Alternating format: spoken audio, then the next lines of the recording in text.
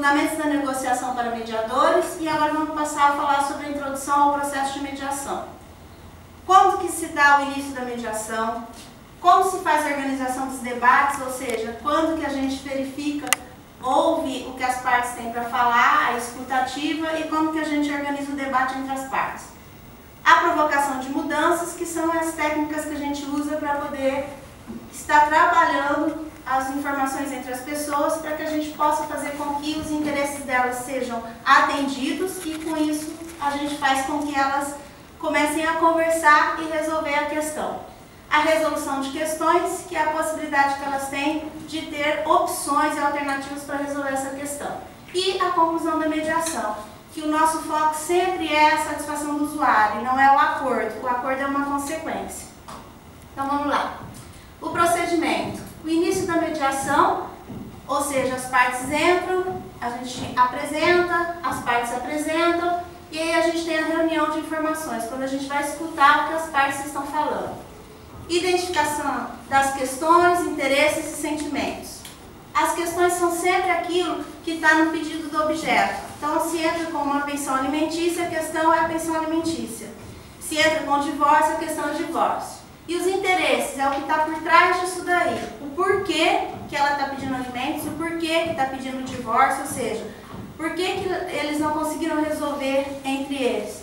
Então, o que motivou a estar pedindo alimentos? É só o valor? Às vezes não. Às vezes a mulher solicita os alimentos porque quer ver o filho, quer que o filho tenha, quer que o pai veja o filho, quer que o filho tenha convivência com o pai. Às vezes o pai solicita a revisão de alimentos. Não é só para baixar o valor, mas também é porque isso daí pode estar impedindo o fato dele não pagar a convivência com o filho, porque a mãe não deixa. Então a gente tem que descobrir qual que é o interesse. E os sentimentos. A gente sempre explica que a pessoa só chega no conflito quando ela tem um interesse dela frustrado, e esse interesse frustrado gera um sentimento negativo, e aí tem o conflito. Quando a gente consegue identificar na reunião de informações os interesses das pessoas, a gente consegue fazer com que aquele sentimento negativo se transforme e aí a pessoa se abre para conversar e para expor o que realmente ela quer. Os esclarecimentos das controvérsias e dos interesses, ou seja, vamos conversar a respeito desses interesses, o que as pessoas querem, é um momento em que há troca de informações entre eles.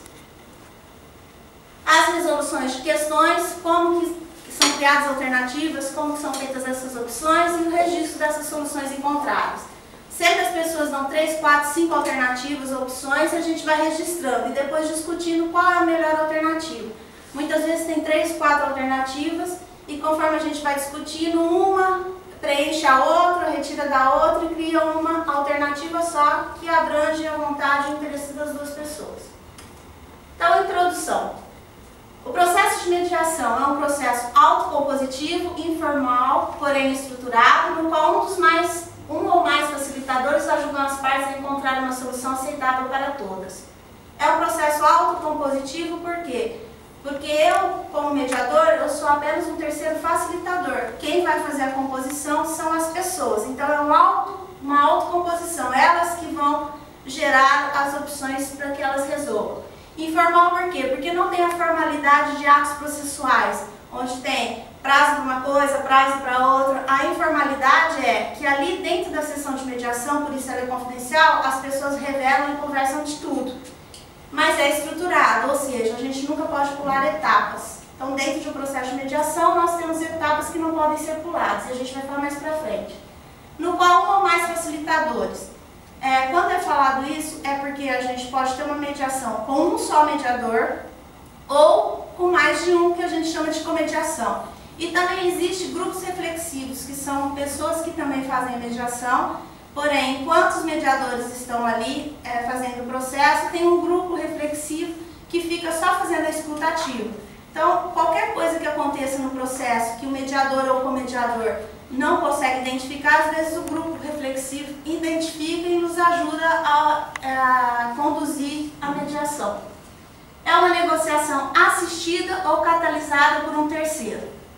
Eu costumo utilizar que ela é catalisada, Eu não gosto muito da palavra assistida, porque assistida tem mais uma questão de conciliação do que mediação. Fazendo um paralelo no direito, o menor entre 16 e 18 anos é assistido pelos pais, ou seja, em algum momento o pai vai lá e representa. No caso, nós como mediadores, na mediação não tem isso, a gente apenas facilita a troca de informações, em nenhum momento eu vou auxiliá-lo, eu simplesmente vou facilitar a conversa deles.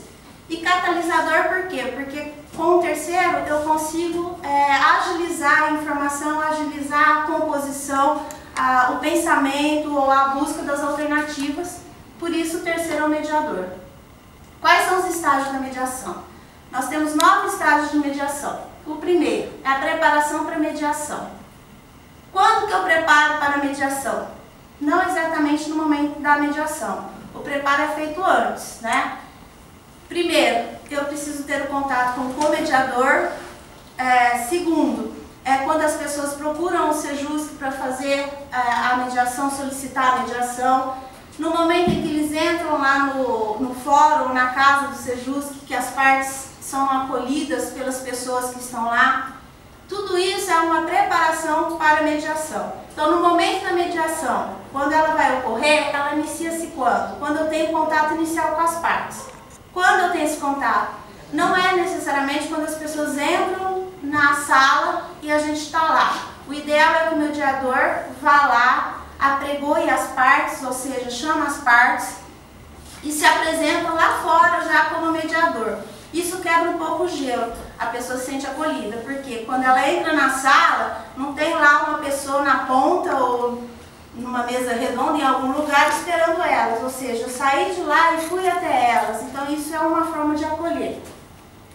Depois, o planejamento do formato.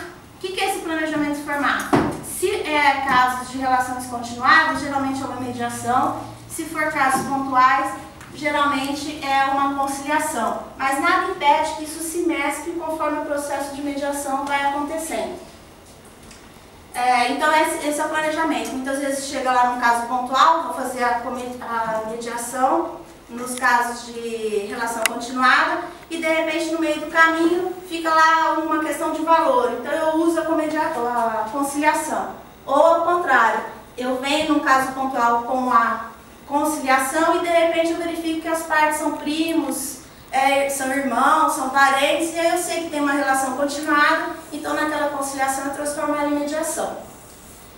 Estruturação do local, o local tem que estar estruturado e aí tem que ter todo um preparo, ou seja, colocar as partes juntas, ter uma mesa redonda, ter um ambiente neutro, que não tenha lá um calendário do Banco do Brasil, um calendário do escritório de advocacia. Nós, mediadores, também temos que estar bem vestidos no sentido de não ter lá um crucifixo ou qualquer coisa que possa trazer constrangimento à pessoa, porque a gente nunca sabe quem está chegando. Aí a reunião com o comediador, eu tenho que conversar com o comediador para ver como que nós dois vamos fazer o processo de mediação. Segundo, inícios da sessão de mediação. Uma vez já as pessoas dentro da sala de mediação, a gente faz a apresentação. A gente pergunta como que você fala o nome, né, porque a gente já tem na pauta, fulano de tal. Vamos dizer assim, ó, Sandra, posso te chamar de Sandra? Ou senhor Antônio, posso te chamar de Antônio?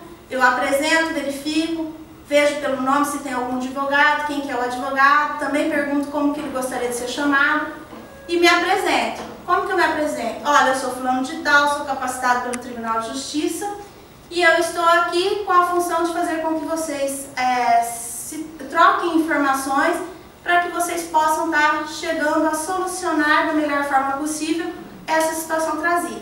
Até porque as partes que estão lá, elas que sabem das possibilidades e das necessidades de cada uma. Então ninguém é melhor do que eles para poder estar verificando qual é o melhor caminho.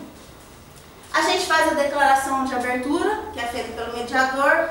O que vem nessa declaração de abertura? A gente explica o que é a mediação, como que é o procedimento, a gente agradece a presença dos advogados, explica para as partes que tudo que é falado ali é confidencial, que nada que é revelado ou falado pode sair dali.